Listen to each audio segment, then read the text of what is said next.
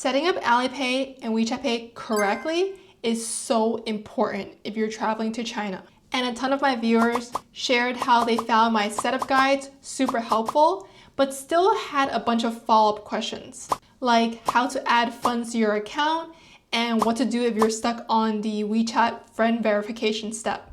So let's answer them all in this video and make sure that everyone is prepared for their trip. By the way, if it's your first time here, welcome. I'm Lynn, and I created this channel in order to help break down the confusing parts of China travel so that you can focus on having fun. So make sure to subscribe if China is part of your travel plans. And if you're looking for travel guides, which viewers are always reaching out to me about, I've just partnered with this company that makes some super detailed and amazing guides. They cover literally everything you need to know: where to eat, where to stay, what to do, how much things cost, even full-blown multi-day itineraries for you to choose from. It's a true insider's guide for less than the cost of lunch right now. I literally can't believe how affordable it is. And you get an extra discount when you use my code GOWANDERLAND. So make sure to check it out before the sale ends. It's literally the only resource you need for your travel planning. Alright, with that said, let's get started on the Alipay and the WeChat Pay questions. Question number 1. When should I set up Alipay and WeChat Pay? Do I need a local China number? So a lot of viewers have reached out asking when they should be doing this setup. And the answer is that you should be setting these up ahead of your trip, while you're still in your home country. The reason for this is because during the setup process, you'll be getting phone verification messages sent directly to your phone number. Once you're in China, you likely won't be able to receive these messages, so you'll be stuck without a way to fully complete your setup. Related to this, I want to confirm that you do not need a local China number to create an account or to use these apps. You can use your home country's phone number. So for me, I'm using my American number tied to my WeChat and my Alipay accounts. Question number 2, do I need to verify my account in Alipay and WeChat Pay? So technically, you don't need to verify your account in order to use the basic functionality, which is the pay. The only thing you must do is link your card, and then you'll be able to scan QR codes and pay for things. But just keep in mind that without verifying your account, you can't access all the features and do things like receive money from others, and you're more likely to run into payment failure issues. So do whatever makes the most sense to you, but if you're not verifying, then it may be worth having some cash on hand in the event of a payment hiccup. Question number 3, does my money convert to Chinese currency? How do I deposit money? So I want to clarify that Alipay and WeChat Pay, they act as a middleman. As tourists, we can't directly load money onto our Alipay and WeChat Pay accounts. Instead, each time I pay for something with one of these apps, Alipay and WeChat Pay make sure that my transaction gets charged to my linked credit or debit card. So no money ever sits in my account. And while it is possible to put money in these apps, that's more for Chinese locals as it requires a local China bank account. Now, if you're finding this video helpful so far, do me a favor and show your support by tapping a like button, subscribing, or leaving a comment letting me know what you learned from this video. These small actions mean a lot and ensure that more travelers like yourself see these videos, so thank you. Question 4, how do I withdraw cash from Alipay or WeChat Pay? And the answer is that you can't, because these are mobile payment apps meant to help with payment. They're not ATMs.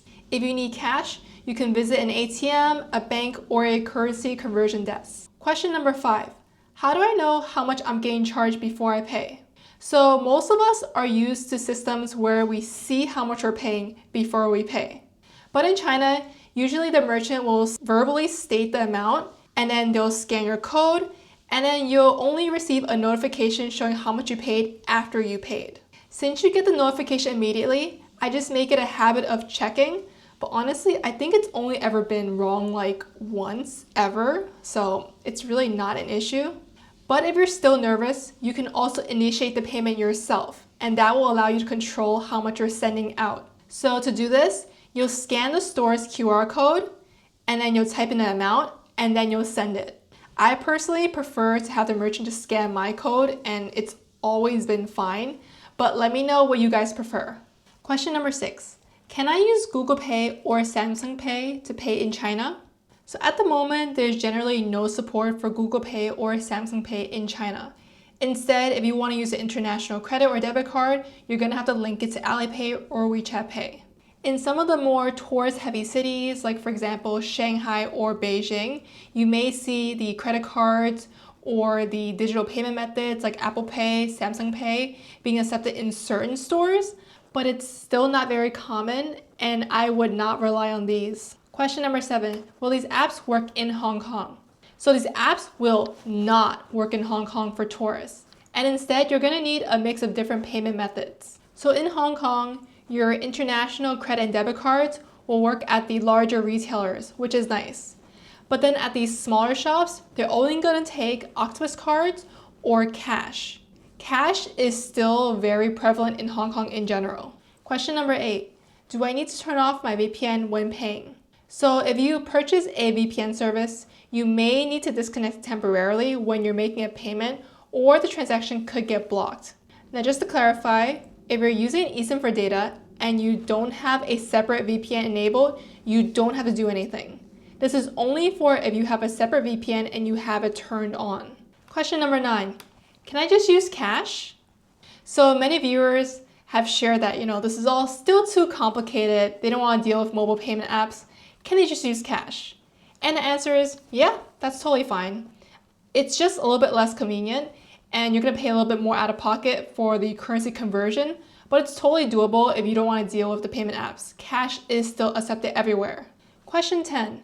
I'm stuck on the QR code verification step for WeChat Pay. What should I do? So this is the toughest part of the setup process for those who run into it, as it requires another person to help verify you. And if you don't know someone in your personal life who can help you, it is going to require a little bit of extra work. So what should you do?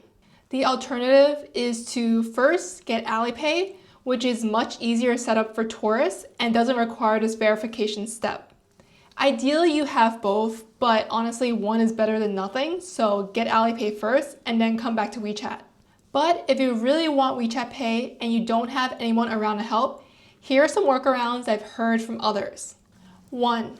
Reach out to WeChat support and see if there's a way for them to help verify you. 2. It may be worth politely asking people you meet at the supermarket, restaurant, or airport whether they'd be willing to help.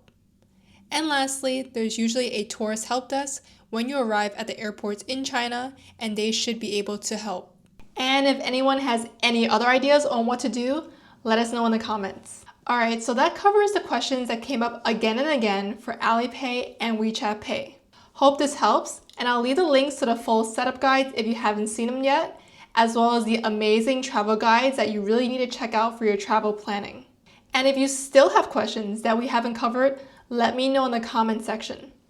Thank you for watching, and I'll see you in the next one.